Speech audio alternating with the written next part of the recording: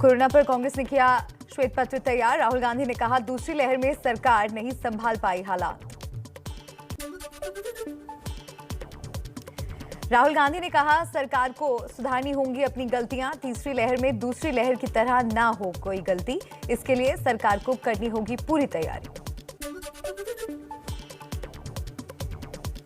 देश में कोरोना की धीमी रफ्तार, 24 घंटे में 42,000 नए केस। वैक्सीनेशन ने पकड़ी रफ्तार, सोमवार को 86 लाख से ज्यादा लगी डोज।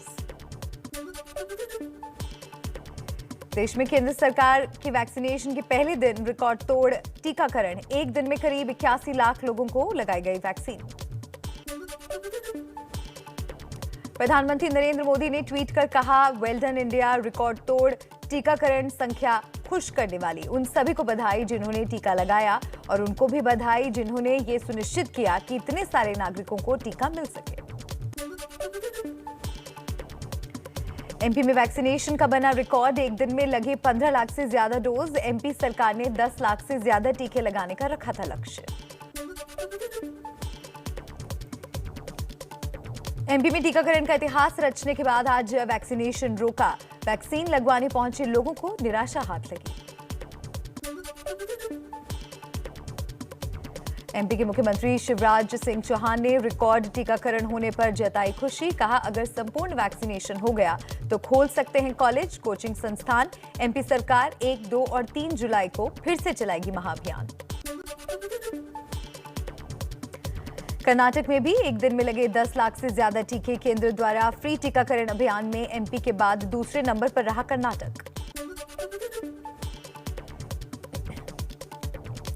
यूपी में 6,74,546 टीके एक दिन में लगे, जबकि गुजरात में 5 लाख से ज्यादा और हरियाणा में 4,72,000 टीके लगे। पटना के एएन कॉलेज में वैक्सीन लगवाने के लिए लोगों की लाइन, भीड़ ने कोरोना नियमों का रखा ध्यान। बिहार में कल से दुकानें शाम 7 बजे तक खुलेंगी। पार्क सुबह 6 बजे से दोपहर 12 बजे तक ही खुलेंगे। रात 9 बजे से सुबह 5 बजे तक नाइट कर्फ्यू जारी रहेगा। कुछ राज्यों में corona virus delta plus variant के केस लगातार बढ़ते जा रहे हैं। महाराष्ट्र में 21 लोगों में डेल्टा प्लस वेरिएंट की पुष्टि हुई है। राज्य के स्वास्थ्य मंत्री राजेश टोपे ने दी जानकारी। महाराष्ट्र में पिछले 24 घंटे में कोरोना वायरस के 6,270 नए मामले आए सामने। 13,758 लोग डिस्चार्ज हुए और 94 लोगों की कोरोना से हुई मौत। मुंबई में पिछले 24 घंटे में कोरोना वायरस के 521 नए मामले सामने आए। 685 लोग रिकवर हुए, जबकि 7 लोगों की कोरोना से मौत। फर्जी वैक्सीनेशन कैंप घोटाले मामले में मुंबई पुलिस ने तीसरी एफआईआर की दर्ज। खार पुलिस थाने में आरोपी राजेश पांडे, संजय गुप्ता समेत 4 लोगों के खिलाफ केस दर्ज। दिल्ली में 100 से कम हुआ कोरोना के नए मामलों का आंकड़ा। पिछले 24 घंटे में 89 नए मामले आए सामने। 11 लोगों की मौत। संक्रमण दर 0.16% हुई। दिल्ली की ओखला सब्जी मंडी में कोरोना नियमों की अनदेखी, बड़ी संख्या में लोग खरीदारी करने पहुंचे। इस दौरान लोगों ने कोरोना नियमों का उल्लंघन किया। राजस्थान के सवाई माधोपुर के बड़ीला गांव में सांसद डॉक्टर किरोड़ी लाल मीणा, बामनवास विधायक इंदिरा मीणा ने जमकर उड़ाई कोरोना नियमों की धज्जियां। लोगों की भीड़ के बीच एक शादी समारोह में लगाए ठुमके। थोड़ी देर में सुलह कमेटी के सामने अमरिंदर सिंह की पेशी। सूत्रों के मुताबिक अमरिंदर सिद्धू की बयानबाजी से नाराज हैं। कमेटी के सामने भी रखेंगे अपनी बात। सूत्रों के मुताबिक बार बार दिल्ली बुलाए जाने से कैप्टन अमरिंदर नाराज हैं। सूत्रों के मुताबिक कैप्टन नई पार्टी भी बना सकते हैं। सुलह कमेटी की प्रमुख और राज्यसभा में विपक्ष के नेता मल्लिकार्जुन खड़गे ने पार्टी में किसी मतभेद से इनकार कर दिया। एबीपी न्यूज से बातचीत में सिद्धू ने आरोप लगाया है कि बादल परिवार के साथ कैप्टन अमरिंदर का पॉलिटिकल बिजनेस चल रहा है, इसीलिए बादल परिवार से जुड़े सभी बड़े मामले कैप्टन ने दबाए। सिद्धू को पंजाब कांग्रेस प्रभारी हरीश रावत का संदेश। कहा, पार्टी के माहौल को खराब करने वाला कोई भी बयान ठीक नहीं। एबीपी न्यूज से कहा, मैंने मंगवाई है ऑफिशियल डिटेल।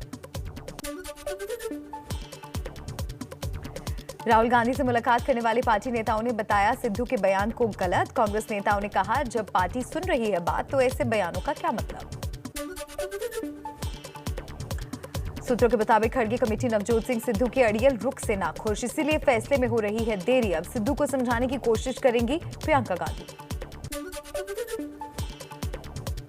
राजकुमार वेरका और गुरजीत सिंह समेत 4 नेताओं से मिले राहुल गांधी। आज भी विधायक परगट सिंह समेत पंजाब के 6 मंत्री और 5 विधायकों से राहुल करेंगे मुलाकात। पंजाब के पूर्व मुख्यमंत्री प्रकाश सिंह बादल आज कोटकपुरा गोलीकांड मामले में एसआईटी के सामने होंगे पेश। 2015 की कोटकपुरा फायरिंग केस में एसआईटी पूछेगी सवाल। जम्मू कश्मीर पर प्रधानमंत्री मोदी की बैठक से पहले कांग्रेस की अहम बैठक। पूर्व पीएम मनमोहन सिंह की अध्यक्षता में कांग्रेस की कश्मीर मामलों की कमेटी की मीटिंग। जम्मू कश्मीर पर परसों पीएम मोदी की बैठक से पहले हलचल तेज। फारूक अब्दुल्ला के घर आज गुपकार गठबंधन का मंथन, नेताओं का पहुंचना शुरू। जम्मू में बीजेपी कोर ग्रुप की बैठक शुरू। प्रधानमंत्री नरेंद्र मोदी द्वारा 24 जुलाई को जम्मू कश्मीर के राजनीतिक दलों से संभावित बैठक को लेकर विवाद खड़ा हो गया है। इस बैठक को लेकर जम्मू के राजनीतिक दल आरोप लगा रहे हैं कि इस बैठक में जम्मू को किया गया नाराज।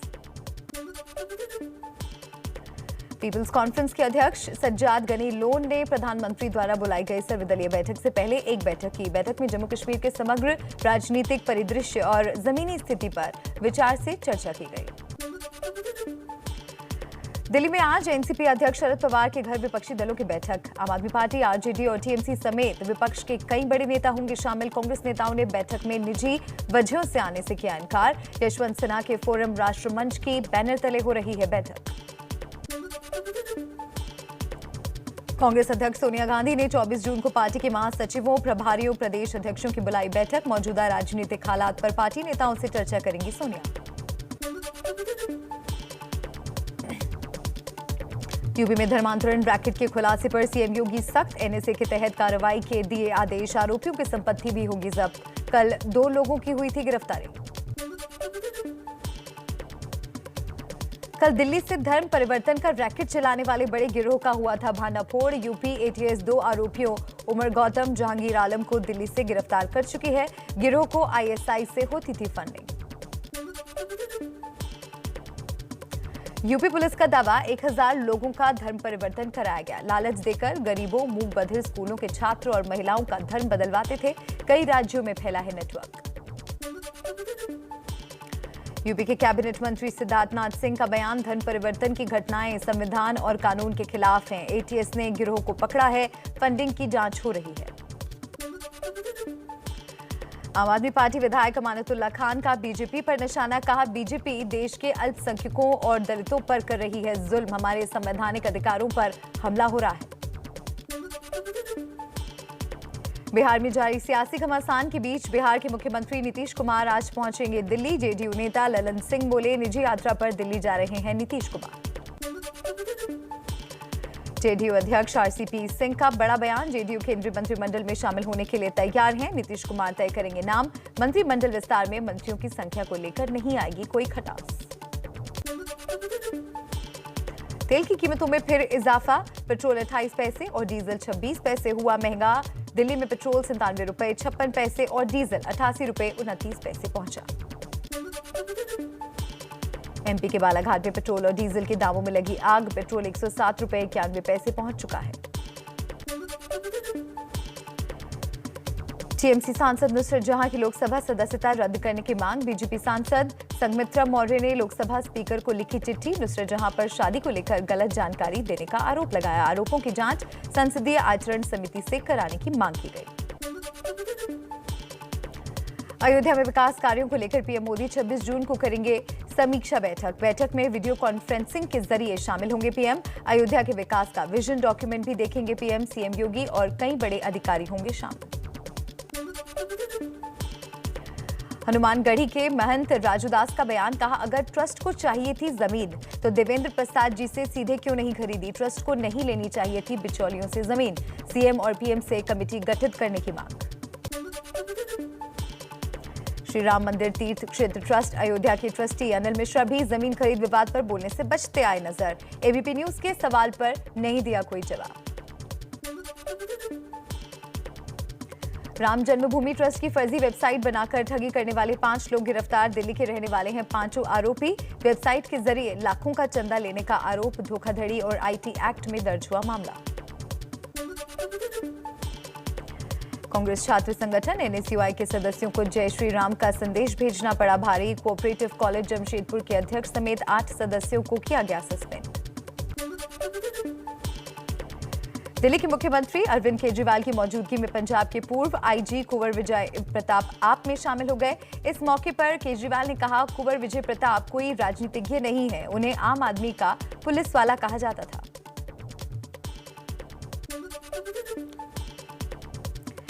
पूर्व आईजी विजय प्रताप के आम आदमी पार्टी से जुड़ने पर भड़के अकाली नेता विक्रम मजीठिया ने इसे आईपीएस और यूपीएससी का धब्बा बताया। कहा, अपनी राजनीतिक महत्वाकांक्षा को पूरा करने के लिए बेअदबी जांच को जरिया बनाया।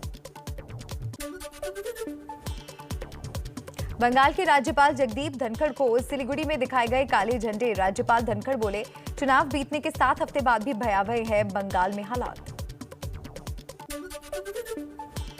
टीएमसी सांसद सुवेंदु शेखर रॉय का बड़ा बयान। कहा, बीजेपी के 8 बड़े नेता जल्द टीएमसी में हो सकते हैं शामिल। बंगाल को अपनी बेटी पर ही भरोसा।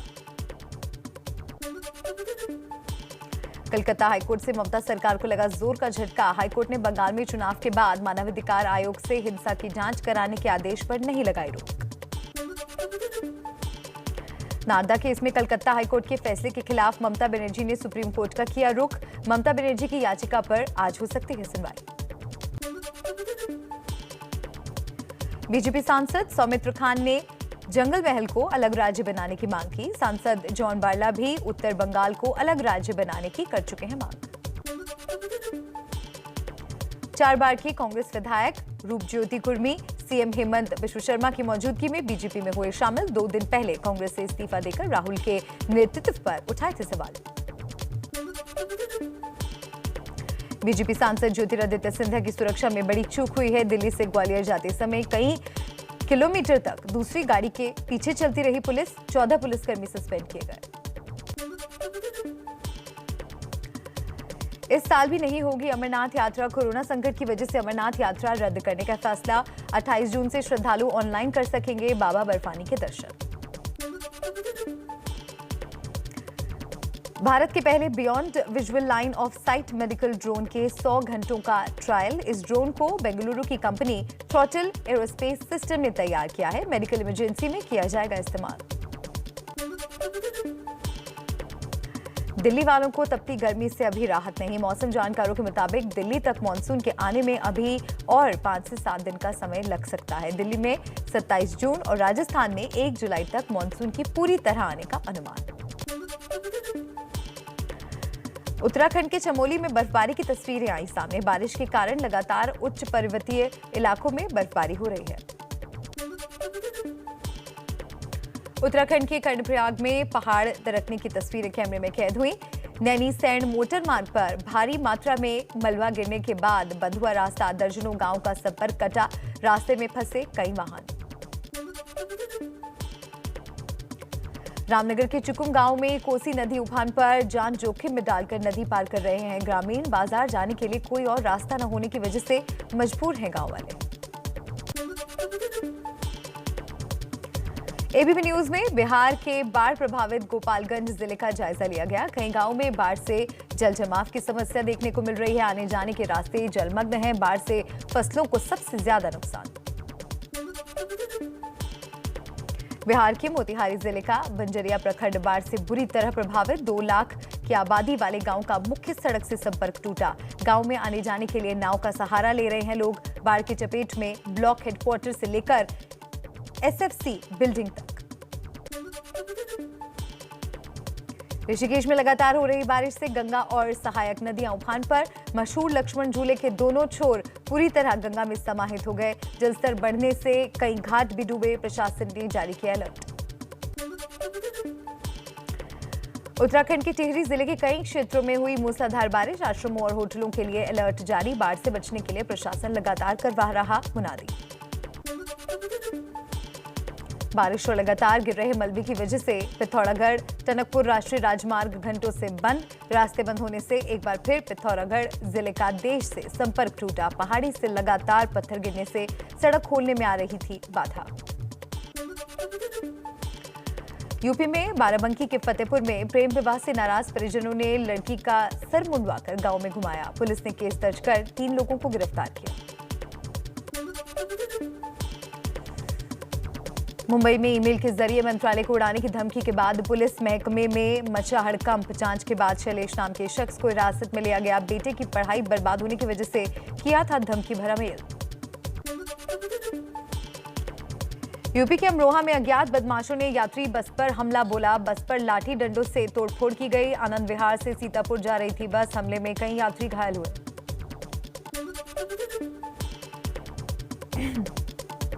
लखनऊ के निशादगंज में देर रात एक बोलेरो कार नदी में गिरी। कार में सवार 8 युवकों को बचाया गया। एक लापता युवक की तलाश। मुरादाबाद के राजपुर के सरिया गांव में एक घर में 4 लोगों की मौत से हड़कंप। पुलिस के मुताबिक घर के अंदर अवैध शराब की तस्करी का गोरख धंधा चल रहा था। पुलिस को दम घुटने से मौत का शक। ग्राहकों को अपनी ओर आकर्षित करने वाले ई कॉमर्स फ्लैश सेल पर लगा पूरी तरह बैन। केंद्रीय उपभोक्ता मंत्रालय ने इसे अव्यावहारिक और उपभोक्ताओं को लूटने वाला बताया। आयकर विभाग ने 1 जुलाई से अधिक टीडीएस और टीसीएस वसूली वाली लोगों की पहचान के लिए नई व्यवस्था तैयार की है, जिससे टीडीएस और टीसीएस भरने वाले लोगों पर अनुपालन बोझ कम होगा। पूर्व आरबीआई गवर्नर रघुराम राजन को तमिलनाडु सरकार में मिली नई जिम्मेदारी। तमिलनाडु सरकार ने उन्हें आर्थिक सलाहकार परिषद में किया शामिल। रघुराम राजन के साथ साथ एस्टर डफ्लो और डॉक्टर अरविंद सुब्रमण्यम को भी मिली जगह।